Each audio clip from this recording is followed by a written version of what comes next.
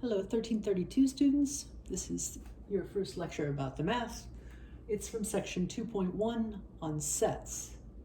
All right, so what is a set? It's a collection of objects whose contents can be clearly determined. This is a quote from the book. Okay? Now, so for example, the set of all students whose name contains a W, right? Out of the 32 students in the class, there might be some number who have a W in their name, some not. Those who have a W in their name would be in the set. So it's clear to determine what's in the set and what isn't. The set of all months that end in "ber." If I call it RR, and then I'm talking about, of course, September, October, November, December. So the set of all months that end in "ber," September, October, November, December. Notice that in both instances, when I was just saying it out loud and when I write it this way explicitly, you knew which set I was talking about.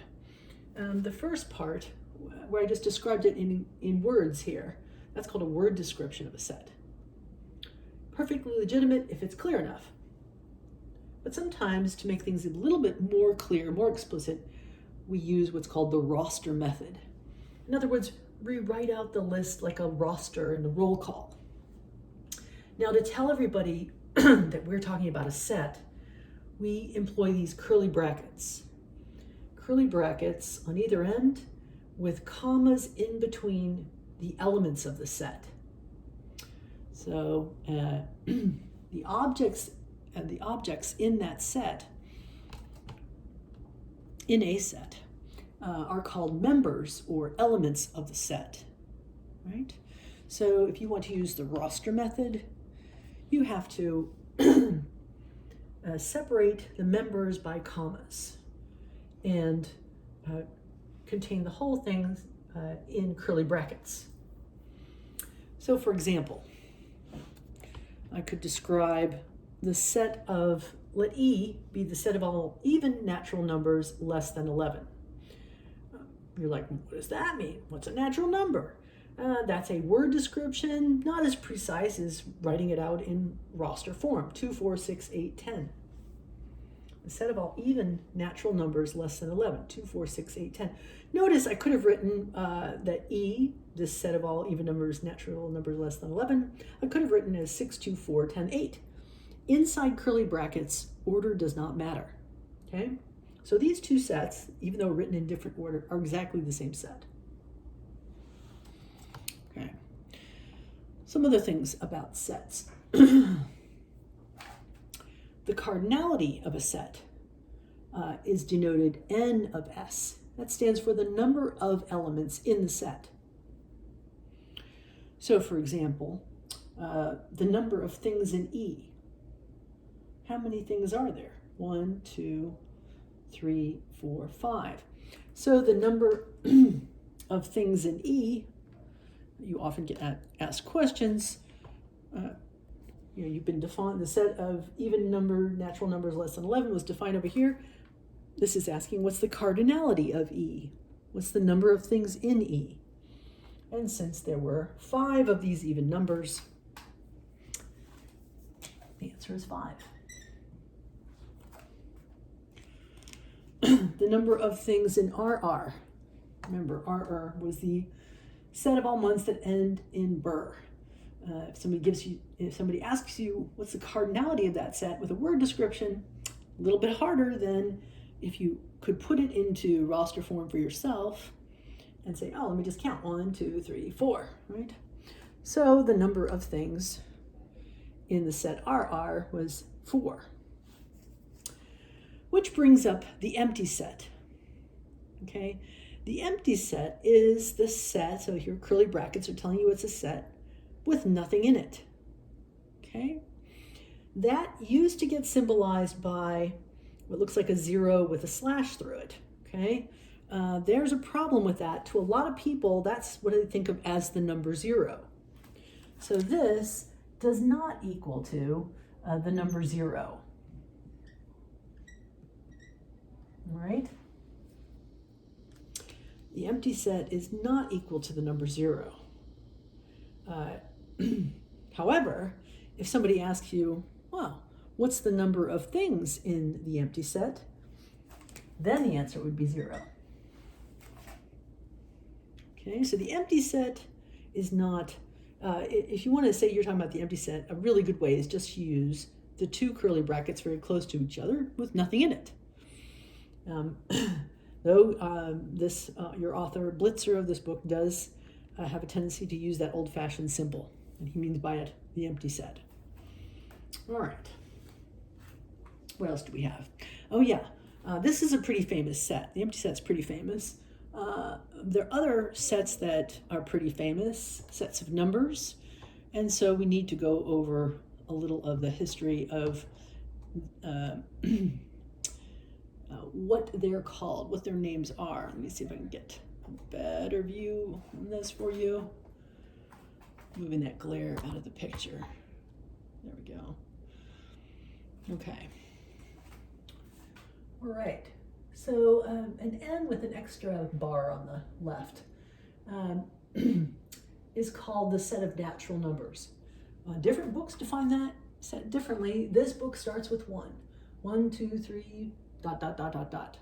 Ad infinitum. It goes on infinitely. Okay, so the set of natural numbers in this book begins with 1. Some other textbooks you might run across, it starts with 0. But in this one, it begins with 1. Z, this is the Germans who came up with this nomenclature here. That stands for Zahlen, which means number in German. And they decided to call this Z the set of all integers. Integers. Okay, so that includes all those nice natural numbers there, and their additive identity, and their additive inverses. So this is an infinite set as well. We have these 3 dots are called ellipses. Don't ask me why, but it suggests that that pattern goes on infinitely. And this one goes on infinitely in both directions. We have a set Q. See that fancy Q up there? It's the set of all things that look like P divided by Q, where P and Q, that means belong to the set of integers. So it's the set of all ratios of integers. Okay, and we have R, the set of all real numbers. So when people talk about the real number line, think about every point along that line has associated with it a real number. Yes, let's get back. What was that notation there? Yes, you'll notice that I read this out loud in English. That's set builder notation, and that little epsilon there had an interpretation. So let's go into the definition of what that symbol means. X is an element of S, is how you read that out aloud in English. Is an element of, is a member of. X is a member of the set S. Okay, that's a lot to write out each time. You might think, why don't we just grab the first letter and say XIS, right? Instead of that, X is an element of S. That would be a nice, quick way of writing that. The only problem is that I has already been reserved as a number for us. You might have seen it before. I is defined to be the square root of a -1. It's called the imaginary number. So we can't use I. So let's use some Greek. If you were to write is an element of in Greek, the first letter of that is word would be an epsilon. So that's why we have epsilon. In the context of sets, means X is an element of the set S. All right, so now that we have a verb, we can actually write mathematical sentences. And statements, mathematical statements, are statements that are either true or false. Okay, So this is a sentence. It says 4 is an element of the set E. Remind you, what was the set E?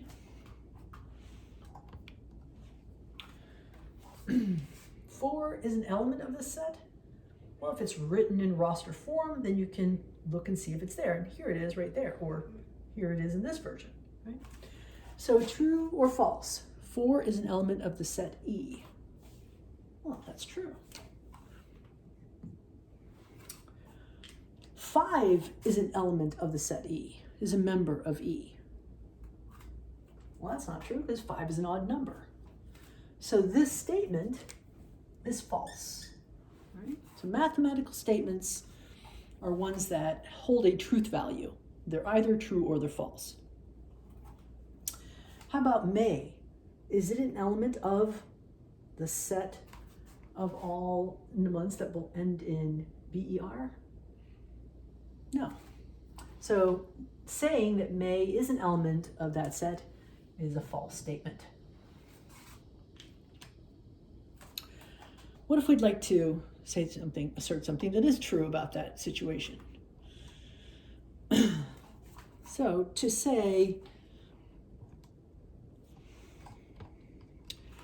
that may does not belong to the set RR, to write all that English very quickly, we write this: may is not an element of RR. We're using the negation symbol over the epsilon to say is not an element of. So for example, this is read as 5 is not an element of the set E.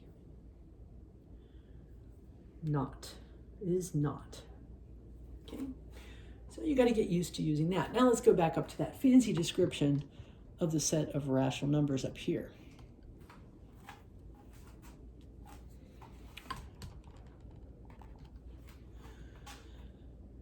Q is the set of all P over Q, P divided by Q.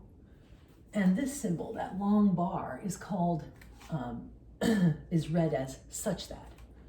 So you take the set of all P divided by Q such that P and Q are elements of the integers. That's called the set of all rational numbers. In other words, any kind of ratio of integers. So that ratio they're talking about of integers. Anything that can be written as a ratio of integers is a rational number. Can you guys see that? Yes, I'm avoiding that glare patch right there. Okay, good. Along with, to be able to answer questions, true and false about different statements of numbers, you need to see or have this idea. Again, hopefully you've seen this before, that these famous sets of numbers are nested.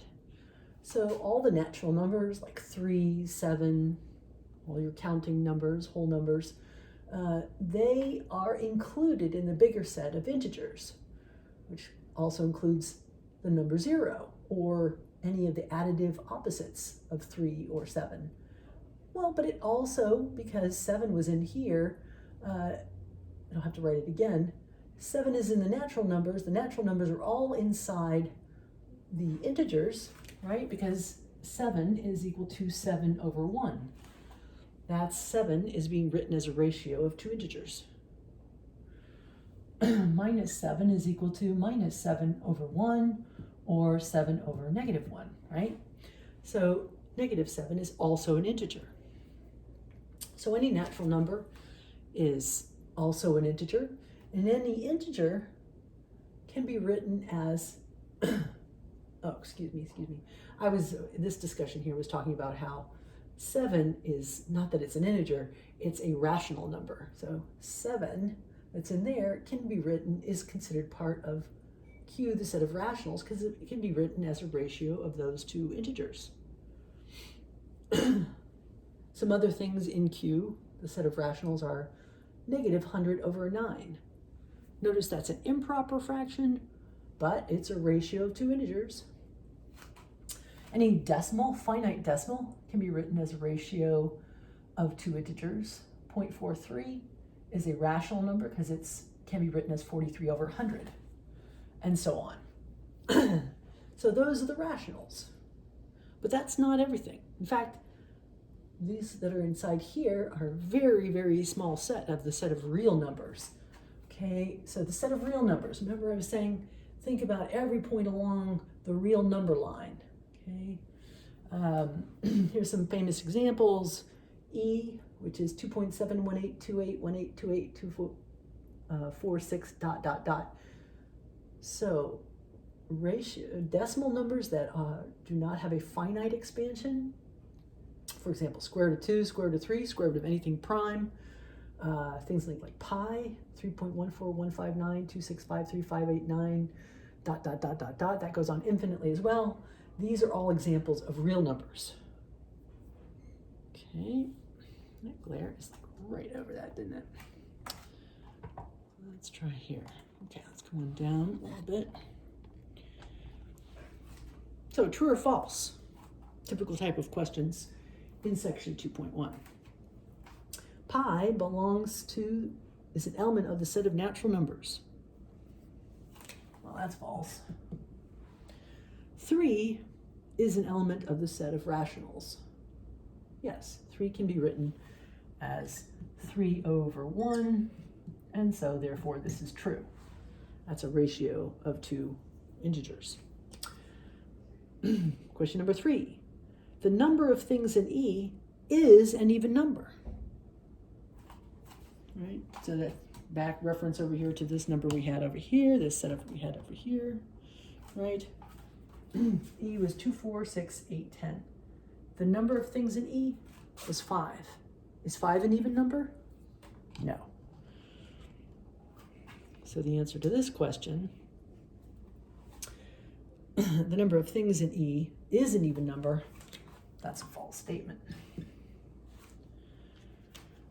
The square root of 2 does not belong to the set of integers. Yeah, the square root of 2 is down here in the reals. It's not also inside this special set of integers. So this guy is false.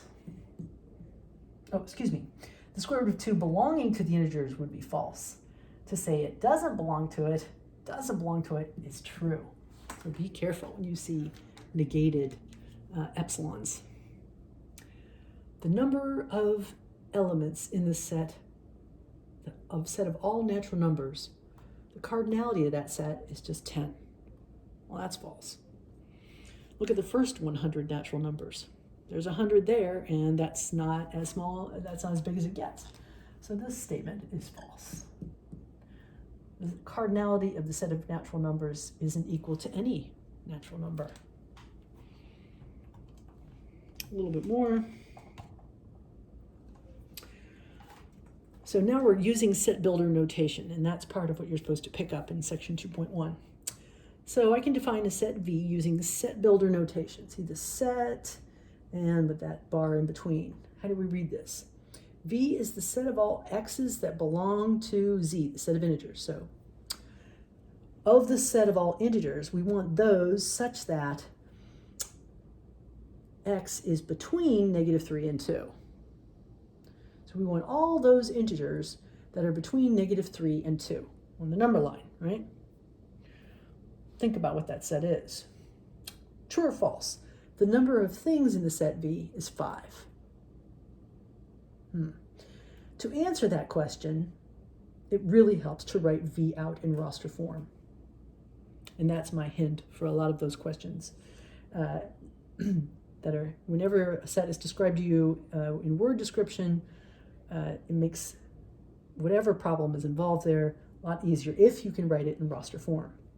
So let's see, the set of integers between -3 and 2, notice strictly greater than and strictly less than, strictly less than. So -3 is not in there. -2, -1, 0, and 1 are. 2, it's not in the set. So what's in the set V? -2, -1, 0, and 1. How many things is that? 4. The number of things in V is equal to 4. So, true or false? The number of things in V is equal to 5? That's a false statement. Okay, so you need to read the section, try some problems in there, make sure you pay attention to examples, and then try your homework set in 2.1 on My Math Lab.